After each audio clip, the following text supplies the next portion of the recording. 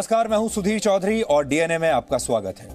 आज हम उस खबर से शुरुआत करेंगे जिसमें देश की कोई दिलचस्पी नहीं है, क्योंकि इस खबर में ना तो ग्लैमर है, ना टीआरपी है, ना विज्ञापन है और ना ही इसमें वोट है।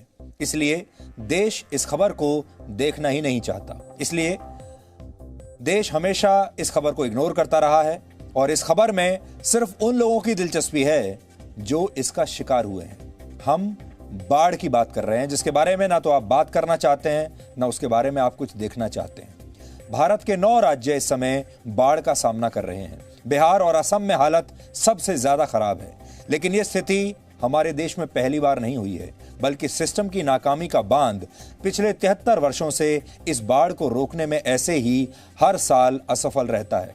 आज हम ये समझने की कोशिश करेंगे कि आखिर बाढ़ भारत की वार्षिक समस्या क्यों बन गई है। बाढ़ और उससे जन्म लेने वाली त्रासदी कई मशहूर उपन्यास और कथाओं के केंद्र में रही है। इसलिए आज हम साहित्य का सहारा लेकर यह पता लगाएंगे कि जब हमारे देश के लेखकों ने, साहित्यकारों ने 73 वर्ष पहले ही अपनी कहानियों में बाढ़ की इस पीड़ा का वर्णन कर दिया था, तो फिर इसे रोकने वाली योजनाएं सरकारी दफ्तरों की फाइलों में आज तक धूल क्यों खा रही हैं। आज हमने बिहार के पश्चिमी चंपारण से इस विषय पर एक ग्राउंड रिपोर्ट की है। नेपाल सीमा के पास बसा ये इलाका हर साल बाढ़ का शिकार होता है, लेकिन फिर भी 2020 का नया भारत अपने भविष्य को डूबने से नहीं बचा पा रहा और ना ही कोई इस पर बात कर रहा है। ऐसा क्यों है, ये आज हम आपको अपने विश्लेषण के जरिए समझाएंगे। इसके बाद हम आपको बताएंगे कि चीन कैसे इसी बाढ़ को, इसी पानी को अपना सबसे बड़ा हथियार बनाने की योजना बना रहा है। यानी चीन अब अपना अगला युद्ध हथियारों से नहीं, बल्कि इसी पानी से लड़ेगा। चीन से निकलने वाली नदियां 18 देशों से होकर गुजरती हैं और चीन ने पिछले कुछ दशकों में इन नदियों पर 87,000 से ज्यादा बांध बना लिए हैं और चीन अब इन्हीं नदियों को एक हथियार की तरह इस्तेमाल कर रहा है।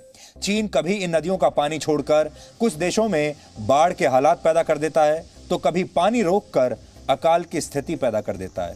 कहा जाता है कि अगला वर्ल्ड वॉर पानी पर लड़ा जाएगा, लेकिन चीन अगला वर्ल्ड वॉर पानी से लड़ना चाहता है। इसलिए चीन की इस साजिश के बारे में आज हम आपको बताएंगे। और आखिर में हम कोविड-19 के दौर में सोशल मीडिया पर समय बिता रहे दुनिया के 396 करोड़ लोगों की बात करेंगे। एक नई रिपोर्ट आई है जिसके मुताबिक कोरोना वायरस और उसके बाद लगे लॉकडाउन की वजह से पूरी दुनिया में सोशल मीडिया और इंटरनेट का इस्तेमाल करने वालों की संख्या में बहुत बड़ा इजाफा हुआ है और अब दुनिया की आधी से ज्यादा आबादी सोशल मीडिया का इस्तेमाल कर रही है। सोशल डिस्टेंसिंग का पालन कर रही ये दुनिया कैसे सोशल मीडिया पर नए रिश्ते बना रही है, ये भी आज आपको देखना चाहिए। बड़ा दिलचस्प रहेगा ये देखना।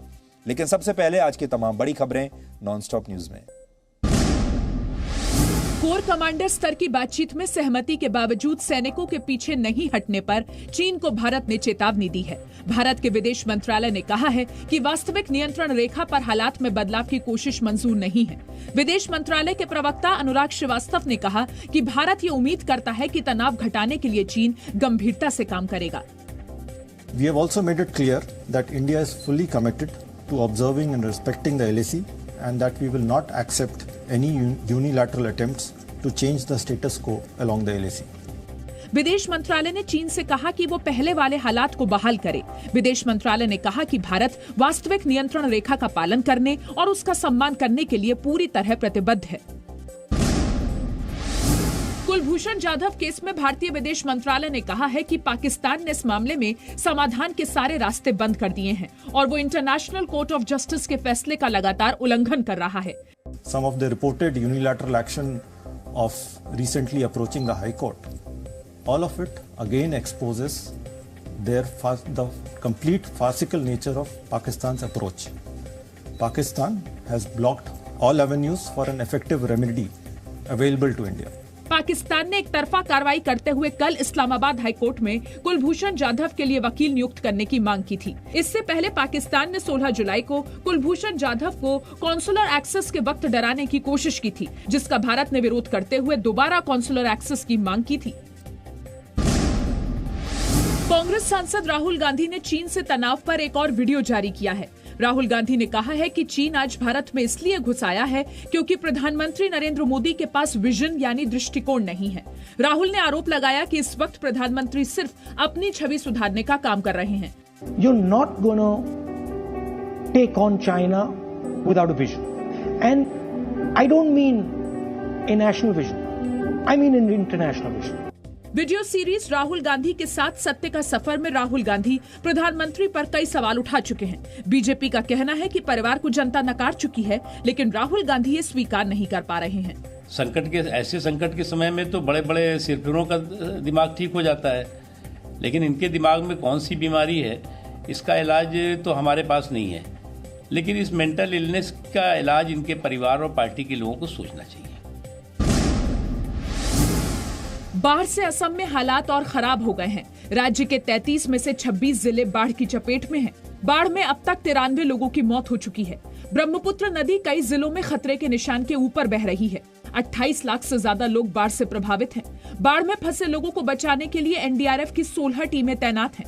असम के काजीरंगा नेशनल पार्क का 85% हिस्सा बाढ़ में डूब गया है। केंद्र सरकार ने असम को बाढ़ से निपटने के लिए 346 करोड़ रुपए की सहायता राशि दी है। बिहार में भी बाढ़ से हालात बेहद खराब हैं। बिहार के 8 जिलों के 4 लाख से ज्यादा लोग बाढ़ में घिरे हुए हैं। नेपाल में हो रही भारी बारिश की वजह से दरभंगा में बागमती, कोसी और कमला नदियां उफान पर हैं।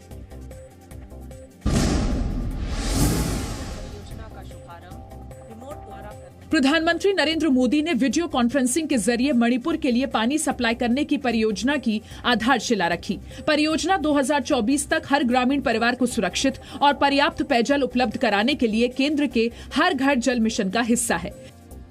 इस प्रोजेक्ट से लाखों लोगों को घर में पीने का साफ पानी तो उपलब्ध होगा ही, हजारों लोगों को रोजगार भी मिलेगा।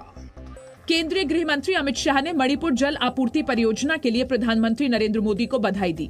अमित शाह ने ट्वीट किया, मणिपुर जल आपूर्ति परियोजना से 2.8 लाख से अधिक घरों में पीने का पानी पहुंचेगा और राज्य में रोजगार के बड़े अवसर पैदा होंगे। ये परियोजना प्रधानमंत्री मोदी के हर घर जल और समृद्ध पूर्वोत्तर के संकल्प की अभिव्यक्ति है।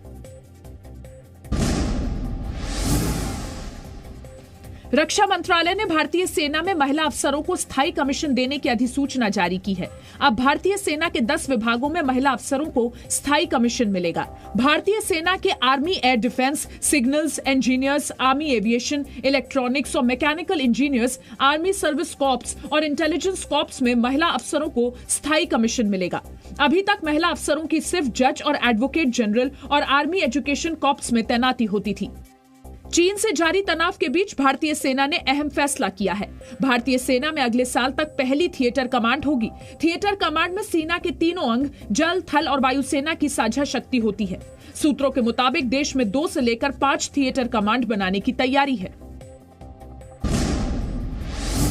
AIMIM पार्टी के सांसद इम्तियाज जलील ने अयोध्या में 5 अगस्त को प्रधानमंत्री के दौरे पर सवाल उठाए हैं। इम्तियाज जलील ने कहा है कि महामारी पर सरकार का दोहरा रवैया है। प्रधानमंत्री राम मंदिर के भूमि पूजन में शामिल हो रहे हैं, लेकिन बकरीद को लेकर मुस्लिमों पर रोक लगाई जा रही है।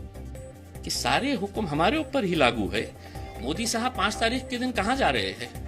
मोदी साहब को ये पता नहीं है क्या कि देश के अंदर कोरोना फैल रहा है, देश के अंदर कोरोना अब भी है, तो उनकी प्राथमिकता क्या होनी चाहिए? सांसद इम्तियाज जलील ने बकरीद पर महाराष्ट्र की उद्धव सरकार के नोटिफिकेशन का भी विरोध किया है।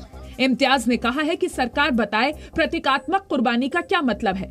उद्धव सरकार के नोटिफिकेशन में कहा गया है कि लोग घरों में नमाज अता करें और कुर्बानी के लिए जानवर ऑनलाइन या फोन पर खरीदें।